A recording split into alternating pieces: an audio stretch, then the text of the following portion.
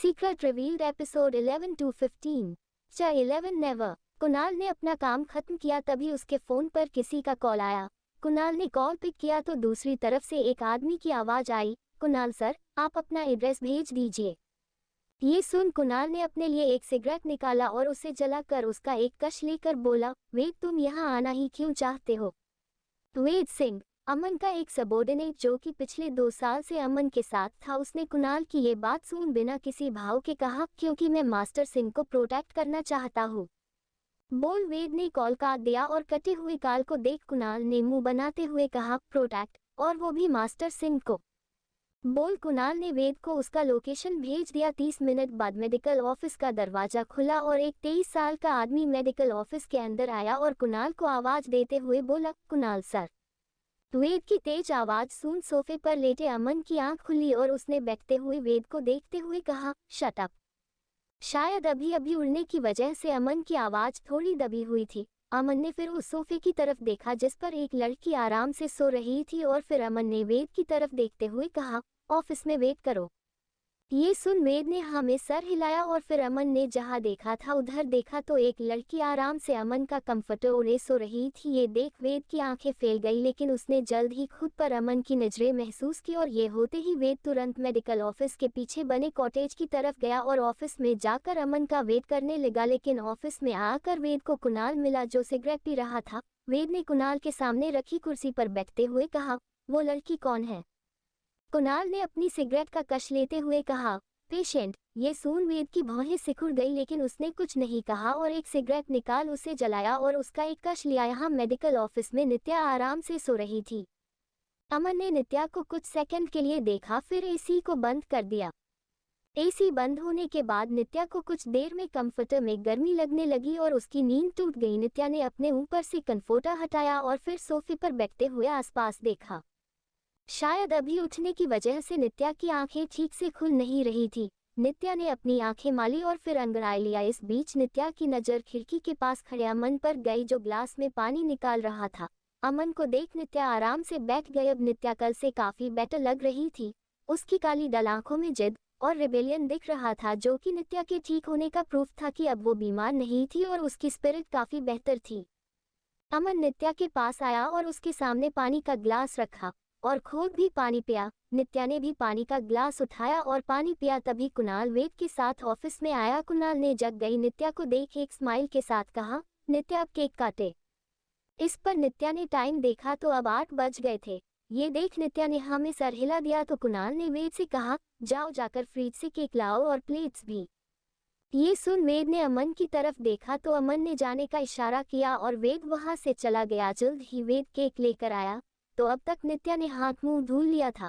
वेद ने केक को खोला और उस पर एक कैंडल लगाई, फिर एक चाकू साइड में रख वो थोड़ा दूर हुआ। नित्या ने जब वेद को केक सेट करते हुए देखा तो अमन ने, जो उसके बगल में खड़ा था, उसने कहा, ये वेद है। ये सुन नित्या ने अपना सर हिलाया और वेद साइड में खड़ा हो गया तो अमन ने कहा, नित्या। ये सुन वेद ने नित्या की तरफ देख पोलाइटली कहा, हेलो मिस नित्या। नित्या ने वेद को देखा, फिर धीरे से अपनी साफ आवाज में बोली, हेलो। फिर चाकू उठाकर कैंडल को फूंककर बुझाया और चाकू से केक को काटा। नित्या ने सिर्फ केक काटा था, लेकिन नित्या के चाकू उठाने की स्टाइल से और केक को कटने के तरीके को देख कुणाल और वेद दोनों को वो अजीब लगा और वही अमन के आंखों में हल्की चमक आ गई। यहाँ रावत मेंशन में इस वक्त पार्टी अपने शबाब में थी। सभी गेस्ट रूही को हैप्पी बर्थडे विश कर रहे थे और रूही उनसे थैंक्स बोल गिफ्ट रिसीव कर रही थी। इधर विशाल जी एक साइड में खड़े अपने कुछ दोस्तों से बातें कर रहे थे कि तभी नवीन जी विशाल जी के पास 3 लोगों को लेकर आए और उन्हें मिलवाते हुए बोले, विशाला इनसे मिलो, ये मेरे बचपन के यार है जो मसूरी में रहते थे, अब यहाँ दिल्ली में शिफ्ट हो गए। ये है विजय कुमार और उनकी पत्नी विद्या और उनकी बेटी रश्मि। विशाल जी ने विद्या और विजय जी को हेलो कहा, फिर रूही को आवाज लगाया, जिसे सुन रूही उनके पास आई तो विशाल जी ने रूही को रश्मि से मिलाते हुए कहा, रूही ये रश्मि है चोपड़ा अंकल के फ्रेंड की बेटी, तुम इन्हें हमारा घर दिखाओ और इन्हें बाकियों से भी मिलवाओ। रूही ने विशाल जी की बात सुन रश्मि की तरफ देखा। रश्मि काफी सुंदर थी। उसने ब्लैक शिमरी पटियाला सूट पहना था जिसके साथ उसने अपने बाल अच्छे से गूंथे एक लंबी चोटी बनाई थी। रूही ने रश्मि को अपने साथ चलने को कहा और सभी को हेलो बोल रश्मि के साथ वहां से चल दी। रूही ने रश्मि की तरफ अपना हाथ बढ़ाया और स्वीटली बोली, हेलो, मैं रूही रावत। रश्मि ने भी रूही से हाथ मिलाया और बोली, मैं रश्मि, रश्मि विजय कुमार। रश्मि का नाम सुन रूही ने ओ कहा, फिर अपने बालों को जो गाल पर आ रहे थे उन्हें कान के पीछे टक करते हुए बोली, चलो मैं तुम्हें मेरे दोस्तों से मिलवाती हूँ। बोल रूही रश्मि को अपने साथ ले गई और जहाँ बाकी सभी थे वहां जाकर बोली, अवंतिका, पार्थ, देव, यश, इनसे मिलो, ये रश्मि है पापा के फ्रेंड की बेटी, आज से ये हमारे बीच 6 की 7वीं मेंबर है। रूही की बात सुन वो चारों मुड़े और अवंतिका ने जैसे ही रश्मि को देखा वैसे ही उसकी आंखें चमक गई और उसे रश्मि से तुरंत अटैचमेंट हो गई। और यही हाल बाकी तीनों का था। अवंतिका रश्मि के पास आई और उसके सामने एक्साइटेड होकर अपना हाथ बढ़ाते हुए बोली, हेलो मैं अवंतिका।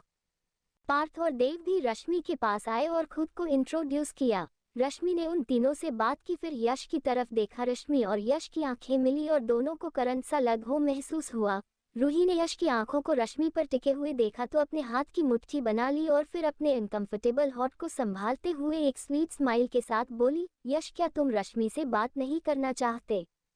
यश ने रूही की बात सुना तो होश में आया और अपने हाथ रश्मि की तरफ बढ़ाते हुए बोला, hello, I am Yash Chopra. रश्मि ने भी लाल गाल के साथ अपना हाथ यश के हाथ से मिलाते हुए कहा, रश्मि, रश्मि विजय कुमार। ये सुन यश के चेहरे पर एक मुस्कान आ गई और उसने कहा, काफी प्यारा नाम है आपका। रश्मि ने भी कहा, आपका भी।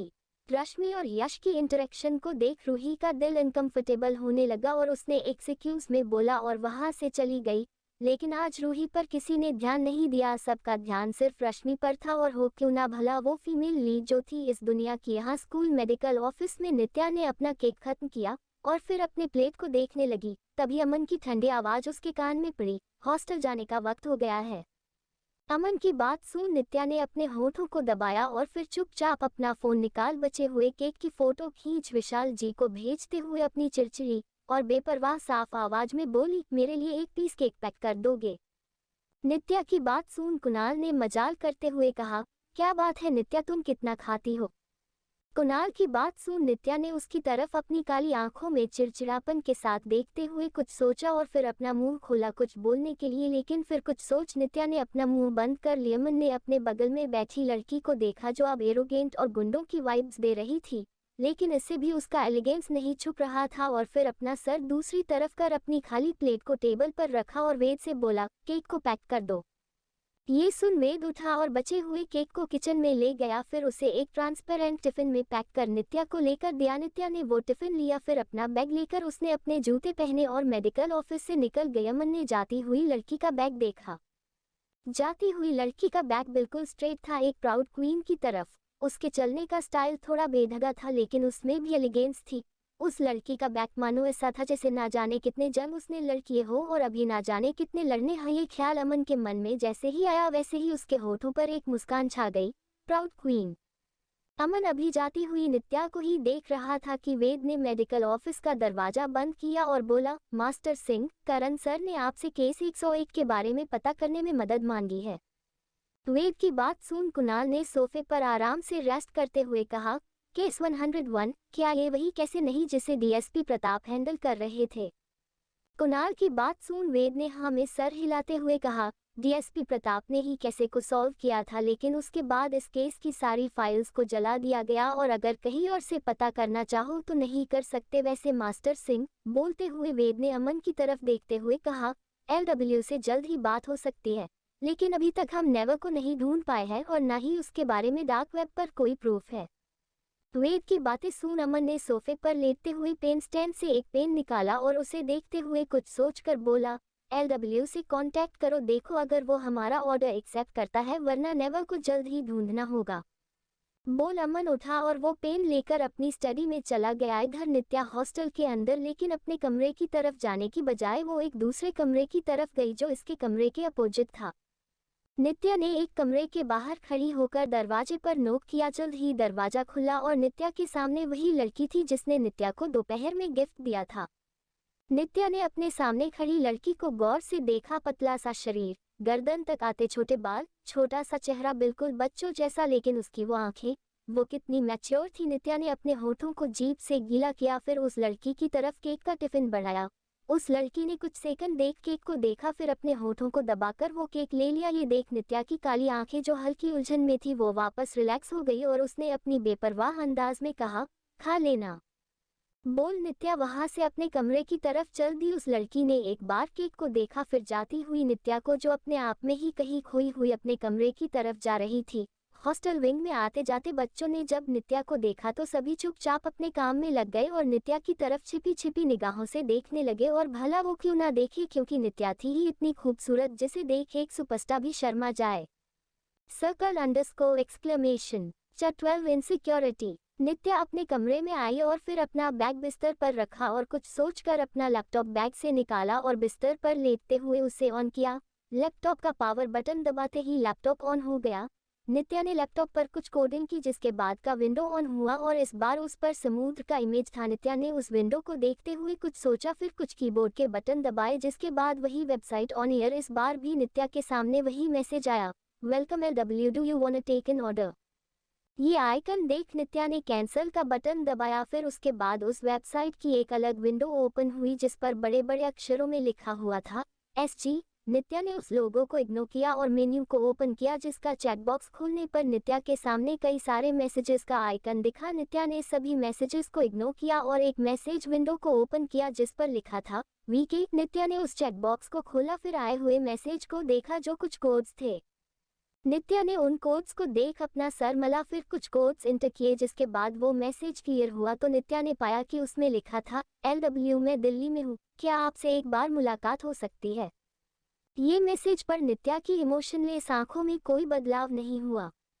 नित्या ने अपनी काली रिबेलियस आंखों से उस मैसेज को देखते हुए कुछ सोचा, फिर रिप्लाई किया नो और चैट विंडो बंद कर दी। फिर नित्या ने अपने लैपटॉप पर कुछ फाइल्स को देखा और उन्हें पर उसका सर दर्द होने लगा। नित्या ने उन फाइल्स को डिलीट कर एक मैसेज पोस्ट किया, स्टॉप सेंडिंग फाइल्स। ये मैसेज कर नित्या ने उस साइट को बंद किया। तभी उसका फोन बजा। नित्या ने नंबर देखा तो ये प्राइवेट नंबर था। नित्या ने कॉल रिसीव किया तो दूसरी तरफ से उसी आदमी की आवाज आई जिसने आज 12 बजे कॉल किया था। Nitya, I just had send a file to you, please check it for me urgently. उस आदमी की बात सुन नित्या ने अपने लैपटॉप पर फिर कुछ कोड्स एंटर किए और एक चैट बॉक्स ओपन हुआ।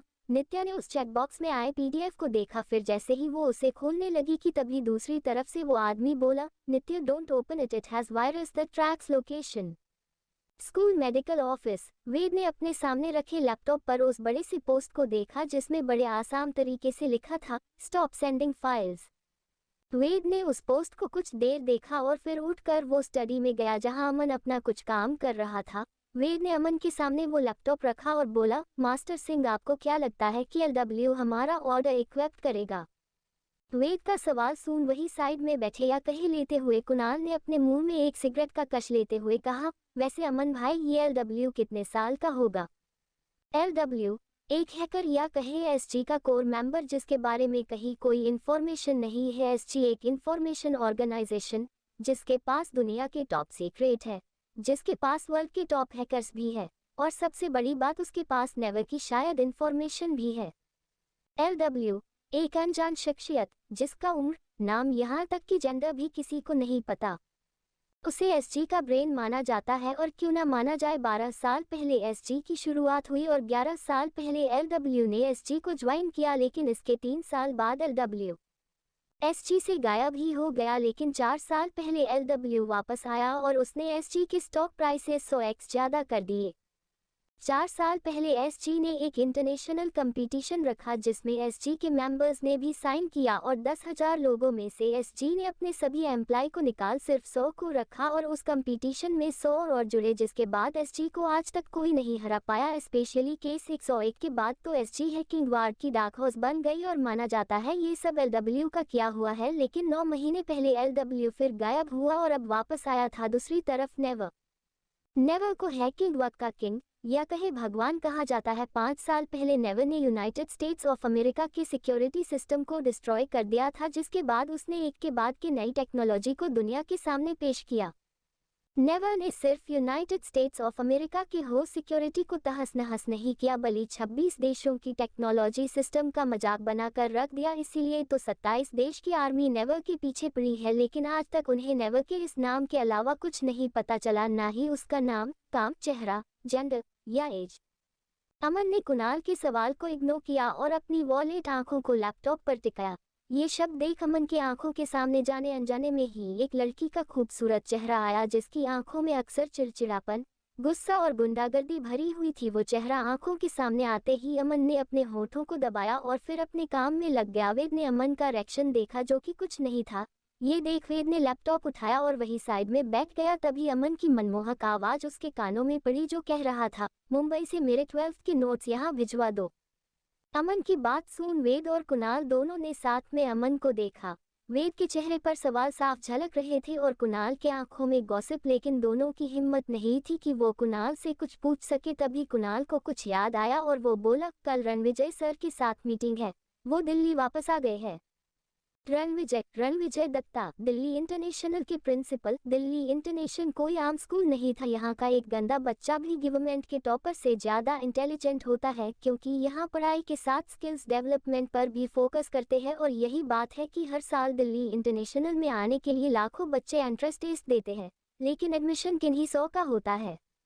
रणविजय दत्ता सिर्फ एक स्कूल प्रिंसिपल ही नहीं, बल्कि मुंबई के दत्ता फैमिली के हेड भी है। जी से मिलने के लिए प्राइम मिनिस्टर को भी अपॉइंटमेंट लेनी पड़ती है।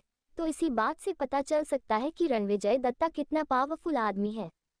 अमन ने रणविजय सर का नाम सुना तो उसने कुणाल की तरफ देखा। कुणाल अमन के देखने से समझ गया कि वो क्या पूछना चाहता है, तो वो बोला, रूमर्स है कि रणविजय सर को उनका वारिस है मिल गया है, और ये भी एक वजह है कि तीन साल पहले वो 1 साल के लिए हिमाचल के छोटे से गांव में रहे थे। वारिस सुन अमन की आंखों में इंटरेस्ट दिखा। अमन ने अपने पेन को टेबल पर नॉक करते हुए कुछ सोचा, जिससे टेबल पर टक टक की आवाज आ रही थी। कुछ देर सोचने के बाद अमन ने अपनी अट्रैक्टिव आंखों को कुणाल की तरफ किया और अपनी सेक्सी ये चार्मिंग आवाज में बोला, कहाँ है अपॉइंटमेंट? तो कुणाल बोला, नेशनल बॉक्सिंग स्पोर्ट्स कॉम्प्लेक्स में 10 बजे सुबह। इस पर अमन ने कुछ नहीं कहा और अपने काम में वापस लग गया। यहाँ नित्या ने कुछ देर उस आदमी से बात की, फिर फोन के रक्षा दिया और अपने लैपटॉप पर एक नई विंडो खोली, जिसमें एक अचानक से एक रेड डॉट जला। ये देख नित्या को काली आंखों में हल्की परेशानी दिखी और नित्या ने उस लैपटॉप को बंद कर दिया, अपने कपड़े अलमारी से लिए और एक बात लेने गई। नित्या का हॉस्टल रूम इंडिपेंडेंट था, जो थोड़ा कॉस्टली था लेकिन आरामदायक भी। नित्या बात लेकर बाथरूम से बाहर आई। उसके गीले बालों पर टॉवल लगी हुई थी और उसने सिर्फ एक घुटनों तक आने वाली टी शर्ट को पहना था। नित्या की टी शर्ट उसके लिए बड़ी थी, तो वो हल्की कंधे से फिसल रही थी, जिससे नित्या के कॉलर बोन से होते हुए उसके कंधे तक एक टैटू बना हुआ था, जो रेड कलर का था। वो टैटू नित्या के गोरे बदन पर काफी अट्रैक्टिव और सीडिक्टिव लग रहा था। नित्या ने अपने टी शर्ट को सही किया, फिर अपने काले लंबे बालों को टॉवल से पूछा और फिर टॉवल तो टेबल पर रख वो बेड पर बैठी और फोन में सुबह 8 बजे का अलार्म लगा। नित्या ने नींद की दवाई खाई, तभी उसे याद आया कि उसने आज भी एंट्री शीट पर साइन नहीं किया। ये याद आते ही नित्या के सामने वो हैंडसम, चार्मिंग और सीडिक्टिव चेहरा सामने आया। वो चेहरा जैसे नित्या के आंखों के सामने आया, वैसे ही नित्या के चेहरे पर चिड़चिड़ापन आ गया और उसने अपनी आंखें बंद कर ली। यहाँ रावत मेंशन में पार्टी अब खत्म हो चुकी थी। केक कट चुका था और सभी गेस्ट जाने शुरू हो गए थे। रूही ने सभी गेस्ट को थैंक्स कहा, फिर कुछ सोच उसने अपने कदम उधर बढ़ाए जिधर यश अपने दोस्तों के साथ खड़ा था। रूही यश के पास आई तो उसने देखा कि यश अपना जूस पीते हुए रश्मि की तरफ देख रहा था। ये देख रूही ने अपनी मुट्ठी कसी और यश के पास आकर बोली, यश मुझे तुमसे कुछ बात करनी है। यश जी रश्मि की तरफ देख रहा था। उसने रूही की बात सुन उसकी तरफ देखा और एक स्माइल के साथ बोला, बोलो। रूही ने अपने हाथ की मुट्ठी को कसकर बंद किया, फिर एक गहरी सांस लेकर अपनी मुट्ठी को खोल रूही ने यश का हाथ पकड़ा और उसे अपने साथ एक कोने में ले गई। रश्मि जो खुद भी चोरी चोरी यश की तरफ देख रही थी, उसने जब रूही को यश हाथ पकड़ खींचता देखा तो उसने सभी को एक्सक्यूज मी बोला और उनके पीछे गई। रूही ने यश को देखते हुए अपनी आंखें बंद की और फिर गहरी सांस लेकर बोली, Yash I like you, will you be my boyfriend? Yash Ruhi के यूं खींच कर लाने पर हैरान था, लेकिन रूही का कन्फेशन सुन वो और हैरान हो गया। यश ने रूही को देखते हुए हल्की मुस्कान के साथ कहा, रूही हम सिर्फ दोस्त हैं, और दोस्त क्या बेस्ट फ्रेंड्स है, मैं तुम्हें उस नज़र से नहीं देखता। यश की बात सुन रूही के आंखों में से आंसू गिरने लगे और उसने अपने होठों को चबाना शुरू कर दिया। ये देख यश को रूही के लिए बुरा लगा और उसने रूही को गले लगाते हुए कहा, रूही मैं सच में तुम्हें बस मेरा बेस्ट फ्रेंड मानता हूँ और कुछ नहीं। बोल यश रूही से दूर हुआ और बोला, रूही तुम खुद को संभालो और दुनिया में बहुत अच्छे लड़के हैं, तुम्हें कोई ना कोई मुझसे भी अच्छा मिल जाएगा। रूही ने यश की बात सुनी तो अपने आंसू को पोंछा और फिर बिना कुछ बोले वहां से भागते हुए जाने लगी। तभी वो वही खड़ी रश्मि से टकराए और दोनों जमीन पर गिर गए। रूही ने रश्मि को देखा, फिर खड़ी होकर गुस्से में बोली, तुम हमारी बातें सुन रही थी? रश्मि भी खड़ी हुई और रूही की बात सुन उसके गाल हल्के लाल हो गए और वो बोली, वो मैं बस यश। लेकिन रूही ने रश्मि को डिस्प्लेजर से देखा और वहां से गुस्से में चली गई। यहाँ यश जल्दी से रश्मि के पास आया और बोला, तुम ठीक हो? रश्मि ने हाँ में सर हिलाया और फिर एम्बारेस्ड होते हुए बोली, वो मैं तुम्हारी बातें नहीं सुनना चाहती थी, बस वो। यश ने रश्मि की बात और उसके लाल गाल देख हल्की मुस्कान के साथ कहा, कोई बात नहीं। रूही जो अपना पर्स लेने वहां वापस आई थी, उसने यश की बात जब सुनी तो उसको गुस्सा आने लगा। आज रूही के दिल में पहली बार गुस्सा, नफरत जैसे इमोशंस आ रहे थे। रूही ने चुपचाप यश और रश्मि को इग्नोर किया और अपना पर्स जिसमें फोन था उसे लेकर वहां से जाने लगी। यश और रश्मि ने भी रूही को देखा। यश रूही के पास आने लगा, लेकिन ये फील कर रूही वहां से चली गई। रूही अपने कमरे में आई और फिर बिस्तर पर बैठ अपने पैरों को सीने से लगा रोने लगी। रूही को आज से पहले इतना बुरा कभी नहीं लगा था, और लगा भी था तो बस तब जब नित्या उसे इग्नोर करती या उससे गुस्सा होती। रूही को अपने रिश्ते खोने से डर लगता था, बहुत डर लगता था। वो नित्या की तरफ स्ट्रांग नहीं थी जो सभी को इग्नोर कर सके, ना ही वो इतनी स्ट्रांग थी कि वो किसी से फाइट कर सके। रूही नित्या से बहुत प्यार करती थी और आज भी, लेकिन वो अवंतिका और बाकियों को खोने से डरती भी थी और यही वजह है कि उनके नित्या के बारे में बुरा बोलने पर जब रूही को बुरा लगता था तो वो कभी नित्या को डिफेंड नहीं करती थी। वो नित्या की चिंता करती थी, बस उसे अपनी चिंता जताना नहीं आता था और ये बात शायद दोनों में था। लेकिन नित्या फिर भी अपने को कंजंस दिखा देती थी, लेकिन रूही वो नहीं दिखा पाती थी। रूही एक छोटे बच्चे की तरह थी जिसे निशा और विशाल जी ने बड़े नाजुक तरीके से पाला था, जैसे गार्डन में उगते लिली के फूल। और नित्या एक कैक्टस की तरह थी, रेगिस्तान में धूप में बड़ी हुई और उसके रिबीर्थ ने उसे और स्टील बना दिया। लेकिन ना ही रूही उस जन्म में स्ट्रांग बन पाई, ना ही इस जन्म में। ! 13 छोटू। रूही ने रोते हुए अपने स्टडी टेबल पर पड़ी अपनी और नित्या की फोटो को देखा जिसमें दोनों हंस रहे थे। वो फोटो देख रूही खड़ी हुई और अपना पर्स लेकर उसने वो फोटो उठाई, लेकिन जल्दी जल्दी में उस फोटो के बगल में रखी उसकी पार्थ, देव, अवंतिका और यश की फोटो गिर गई। ये देख रूही नीचे बैठी और फोटो को उठाने लगी, तभी जल्दीबाजी में उसके हाथ में कहां से कट लग गया और उसके हाथ से खून बहने लगा। ये सके रूही की आंखों से और आंसू गिरने लगे और उसका सिल्वर ड्रेस जो उसे घुटनों से नीचे जा रहा था उस पर खून लग गया। रूही ने ये देख उस फोटो को टेबल पर रख और घर से निकल बाहर आई और ड्राइवर से अपने आंसू पोंछते हुए बोली, स्कूल चलिए जल्दी। ड्राइवर ने रूही की हालत देखी तो तुरंत कार में बैठा और 1 घंटे का रास्ता उसने 40 मिनट में पूरा किया। रूही कार से उतरी और ड्राइवर से बोली, थैंक्स, पापा को बोल दीजिएगा कि मैं नित्या के साथ हूँ। बोल रूही कैंपस में गई। सिक्योरिटी गार्ड ने रूही को देखा को उसने पूछा, किससे मिलना है? रूही ने ये सुन अपने होठों को दबाया, फिर बोली, नित्या रावत। नित्या रावत सुन सिक्योरिटी गार्ड ने बिना कुछ कहे दरवाजा खोल दिया और रूही जल्दी से उस विंग की तरफ जाने लगी जिधर हॉस्टल बना हुआ था। करीबन 20 मिनट चलने से बाद रूही नित्या के हॉस्टल रूम के बाहर खड़ी थी। रूही ने नित्या की इमोशन लेस आंखों के बारे में सोचा, फिर दरवाजे पर पस से नोक किया। नित्या जो अभी 1 घंटे पहले सोई थी उसकी नींद दरवाजे पर आ रही नोक से खुली। नित्या ने दरवाजे की नोक को सुना तो अपना सर मला और बिस्तर से खड़ी होकर उसने दरवाजा खोला। नित्या ने जैसे ही अपना दरवाजा खोला वैसे ही कोई उसके गले आकर लिपट गया और उसके कंधे में अपना मुंह छिपा रोने लगा। नित्या की लाल आंखें जो नींद टूटने की वजह से गुस्से और चिड़चिड़ेपन से भरी हुई थी वो ये होते ही कंफ्यूज हो गई और उसका बैलेंस बिगड़ा और उसके कदम थोड़े पीछे हो गए। तभी नित्या के नाक में हल्की लेमन की और खून की खुशबू गई। नित्या ने अपना सर मला और उससे लपटी हुई अपनी बहन को स्पीचलेस होकर देखा, फिर खून का सोच नित्या ने रूही को खुद से अलग किया और 2 कदम पीछे होकर उसे देखते हुए बोली, खून। रूही ने अपनी छोटी बहन को देखा जो उसे अपनी भौहें सिकोड़कर देख रही थी और स्पीचलेस थी। रूही ने खून सुन चुपचाप अपने हाथ नित्या के सामने किए जो खून से लथपथ थे।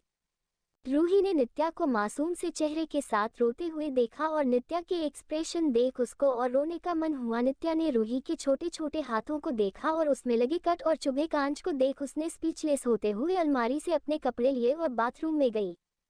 जल्द ही नित्या एक वाइट शर्ट और ब्लैक लोअर पहन बाहर आई। फिर उसने रूही को देखा जिसके पैरों में भी चोट लगी हुई थी। देख नित्या ने उसे घूरा, फिर उसे अपनी गोद में उठाकर बाहर लाए। नित्या की गोद में पड़ी रूही ने नित्या के कंधे में अपना सर छुपाया और उसके गले में हाथ डाल हिचकी लेने लगी। School medical office. नित्या ने बंद मेडिकल ऑफिस पर पैरों से धक्का मारा जिससे जोर की आवाज हुई। रूही ने नित्या की हरकत देख उससे लाल आंखों के साथ देखते हुए पूछा, छोटू ये सही है क्या?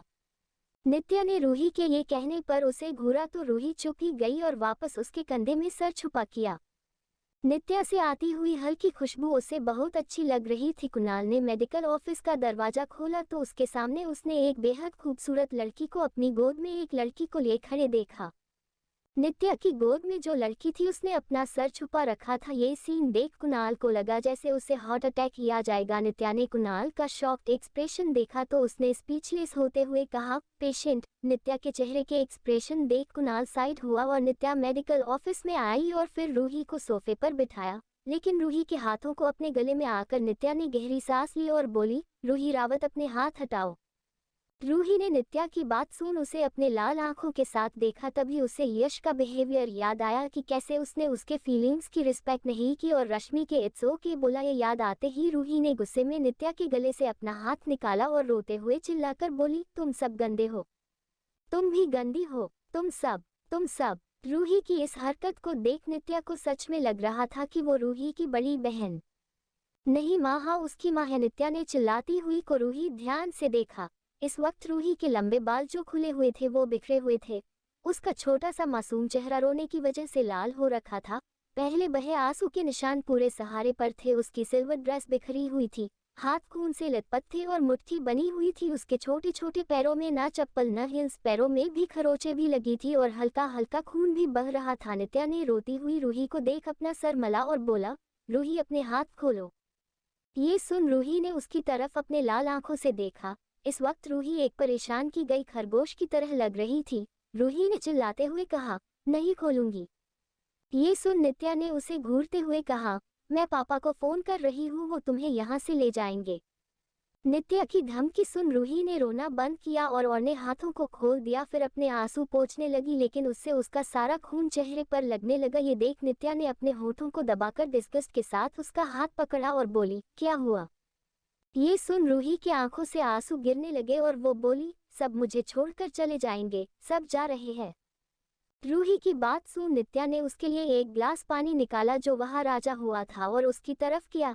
ये देख रूही ने अपने खून से भरे हाथों को देखा और रूही की नजरों का पीछा करते हुए नित्या ने भी उसके हाथ देखे, फिर उसको अपने हाथों से पानी पिलाया। रूही ने पानी पिया तो वो शांत हुई। कुणाल जो कब से दोनों को सके रहा था उसने ये देख कहा, अगर तुम दोनों का हो गया हो तो मैं दवाई लगा दूं। किसी और की आवाज सुन रूही ने उस तरफ देखा और अचानक से उसे बहुत एम्बारेसमेंट फील हुई और उसके खून लगे हुए गाल और लाल हो गए। कुणाल रूही के बगल में आकर बैठा और उसके हाथों को देखकर मेडिकल किट ओपन करते हुए बोला, वैसे प्रिटी लेडी आपको अपने हाथों से प्यार नहीं? प्रिटी लेडी सुन रूही को और शर्म आने लगी और उसने धीरे से कहा, ऐसा नहीं है। नित्या ने अपनी बहन को देखा जो अब शर्मिंदा थी अपने बिहेवियर पर। ये देख नित्या की लाल चिड़चिड़ी आंखें हल्की नॉर्मल हुई और उसने सोफे पर रिलैक्स होकर बैठते हुए कहा, अब बताओ क्या हुआ? नित्या का सवाल सुन रूही ने एक बार कुणाल की तरफ देखा। कुणाल ने जब रूही को खुद को देखता हुआ पाया तो वो अपने हैंडसम चेहरे पर एक स्वीट स्माइल के साथ बोला, आओ मुझे इग्नोर कर सकती है। कुणाल की स्माइल देख रूही रिलैक्स हो गई और उसने नित्या की तरफ देख धीरे से कहा, मैंने यश से कन्फेस किया और उसने मुझे रिजेक्ट कर दिया। ये सुन नित्या ने चेहरे पर कोई बदलाव नहीं आया क्योंकि ये तो होना ही था। तब आगे रूही ने कहा, लेकिन उसको मेरे फीलिंग्स की रिस्पेक्ट तो करनी चाहिए थी ना। लेकिन उसने नहीं की। मैंने जब उससे कन्फेस किया तो वहाँ एक लड़की रश्मि हमारी बातें आकर सुनने लगी और मुझे उस पर गुस्सा बहुत आया। लेकिन जब मैं वहाँ से गई तो यश उसके पास गया और उस लड़की के ये कहने पर कि वो उसके पीछे आई थी यश ने उससे कोई बात नहीं कहा। ये क्या बात होती है, मैं उसकी बेस्ट फ्रेंड थी बचपन से, उसे मेरी प्राइवेसी का ख्याल रखना चाहिए था ना। पर नहीं, और आज तो अवंतिका, पार्थ और देव भी उस रश्मि के आगे पीछे घूम रहे हैं। वो लोग मुझे जैसे भूल ही गए हो। नित्या मैं क्या करूं? रूही की सारी बातें सुनने के बाद नित्या ने अपनी बहन की तरफ देखा। आज उसे एक बात पता चल गई थी अपनी इस बहन के बारे में और वो थी कि ये इनसिक्योर है। नित्या ने रूही को कुछ देर देखा, फिर कुणाल के मेडिकल किट से कॉटन लेकर उसे पानी में डिप किया और रूही के चेहरे को साफ करते हुए बोली, मैं क्या करूं? जाकर उन पांचों को पीटूं? नित्या का जवाब सुन कुणाल ने नित्या की तरफ देख थम्स अप का साइन दिखाया। नित्या ने उसे इग्नोर किया और रूही ने कहा, नहीं, वो लोग मुझसे तब बात नहीं करेंगे। मैं तुम्हारी तरफ स्ट्रांग नहीं हूँ कि तुम सबके इग्नोर करने पर गंदा गंदा सुनने के बाद भी ठीक से अपना कंपोजर बनाकर रह सकती हो। मैं ऐसी नहीं हूँ, मैं या तो सामने वाले को मार दूंगी या खुद मर जाऊंगी। मेरा दिल कमजोर है। मुझे नहीं पता मैं अब उस रश्मि से कैसे डील करूं, और उससे भी ज्यादा इम्पोर्टेंट मेरे फीलिंग्स से। मुझे आज गुस्सा आया, नफरत सी फील हुई। यश के लिए मुझे बहुत गंदा लगा। रूही की बातें सुनने के बाद नित्या ने अब रूही के साफ मासूम चेहरे को देखा और फिर बोली, मेरे पास रात के 11 बजे क्यों आई तुम? ये सुन रूही ने नित्या को देखते हुए गुस्से से कहा, क्योंकि तुम मेरी बहन हो। मैंने तो तुम्हारा कुछ बिगड़ा भी नहीं, पर तुम फिर भी मुझे नहीं पसंद करती। क्या मैं इतनी बुरी हूँ? अगर हूँ तो बता दो, मैं जाकर समुद्र में कूद जाऊंगी।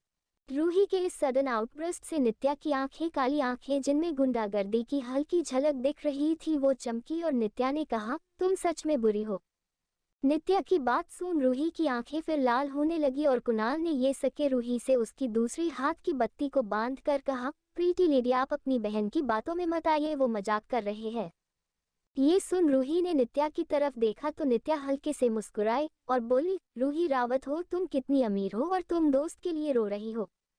बोल। नित्या ने रूही के माथे पर हल्के से नोक किया उंगली से, फिर आगे बोली, तुम्हें अगर सच में सच्चे दोस्त चाहिए तो तुम विश्वास अनाथालय जा सकती हो। वहाँ के बच्चे काफी अच्छे हैं, वो तुमसे बिना किसी मतलब के दोस्ती करेंगे। तुम पढ़ाई में भी अच्छी हो, तुम्हें 4 लैंग्वेजेस आती है, तुम उन्हें क्लासेस दे सकती हो। नित्या की बात सुन और उसकी हंसी सके रूही उसके ऊपर फिर कूदी और उसे गले लगाते हुए बोली, सच्ची? रूही ने जैसे ही नित्या को गले लगाया वैसे ही उसे खुद पर किसी की नज़र महसूस हुई, लेकिन एक्साइटमेंट में रूही ने इस बात को इग्नोर किया। नित्या ने अपने गले से लटकी लड़की को देखा और फिर आंखों में डिस्गस्ट के साथ उसे खुद से दूर करते हुए बोली, हाँ, कल सुबह कैसा रहेगा? रूही ने नित्या की आंखों का डिस्गस्ट इग्नोर किया, क्योंकि उसे पता था कि नित्या को यह हग वगैरह पसंद नहीं, और एक्साइट्स होकर बोली, ओके, तो मैं यहीं रुक जाऊं। ये सुन नित्या ने कुछ नहीं कहा और उसके ड्रेस को सही से पकड़ उसके पैरों को खुद के पैरों पे रखा और फिर कुणाल से कॉटन लेकर नित्या ने रूही के पैरों को साफ करना शुरू किया। रूही ने अपनी छोटी बहन को देखा जो उसका ख्याल रख रही थी और मुस्कुराते हुए बोली, हैप्पी बर्थडे छोटू। छोटू सुनी कुणाल ने रूही से पूछा, छोटू? तो रूही ने खुश होकर कहा, नित्या का निकनेम छोटू है और मेरा मोटू। तभी सभी के कानों में एक चार्मिंग येट सेक्सी आवाज गई, छोटू। सभी ने इस तरफ देखा तो पाया कि अमन सिल्क के ब्लैक नाइट सूट में वहां दीवार के सहारे खड़ा था और उन्हीं की तरफ, या कहे छोटू की तरफ, देख रहा था। Circle underscore exclamation 14 competition. एक साफ आवाज सुन अमन अपने स्टडी से बाहर आया तो उसकी नजर नित्या और उसके बगल में बैठी रो रही लड़की पर पड़ी। अमन ने नित्या की तरफ देखा कि कैसे वो स्पीचलेस थी, फिर डिस्गस्टेड, फिर थोड़ी टेंशन में और बाद में थोड़ी सी खुश। अमन ने नित्या को देखा जो पेशेंटली अपनी बहन की बातें सुन रही थी, फिर जवाब दे रही थी। नित्या के जवाब उसी की तरफ थे, बिल्कुल राउडी। तभी अमन की नजरों में उसकी वो हंसी पड़ी जिसे आज तक अमन ने नहीं देखा था, पर इसके बाद रूही को नित्या का गले लगाना, अमन को ये देखना उसकी आंखों में हल्का चुभा। तभी उसके कानों में छोटू गया। रूही की सारी बातें सुनने के बाद अमन को इतना तो पता चल गया था कि नित्या रावत की जिंदगी उसके नींद की तरह मेस्ड अप है और रूही रावत की जिंदगी हो रही है, लेकिन अमन को रूही से क्या? अमन ने छोटू सुन धीरे से कहा, Chhotu. Circle underscore exclamation 15 match. Kunal ने कार स्टेडियम के पार्किंग लॉट में लगाई तो रूही, नित्या और अमन कार से निकले। रूही ने अमन और कुणाल को देख कहा, थैंक्स यू डॉक्टर्स। नित्या चले। नित्या ने इस पर हाँ में सर हिलाया और अपने बैकपैक के स्ट्रैप्स को टाइट करते हुए कुणाल और अमन की तरफ देख बोली, थैंक्स। बोल नित्या रूही के साथ वहां से चले गई। जाती हुई नित्या को देख कुणाल ने अपना सिगरेट निकाला और उसे जलाते हुए बोला, मास्टर सिंह, आपको क्या लगता है उसके इतना रिबेलियस होने का कारण? उसकी शक्ल से वो एक खरगोश जैसी दिखती है, लेकिन उसकी आंखों में उस प्राउड और एरोगेंस को देख वो किसी क्वीन की तरह नजर आती है। अमन ने कुणाल की बात पर जाती हुई नित्या की तरफ कुछ पल देखा, फिर कुणाल से बोला, चलो और मास्टर दत्ता वेट कर रहे हैं। आगे एपिसोड देखने के लिए लाइक करें, सब्सक्राइब करें।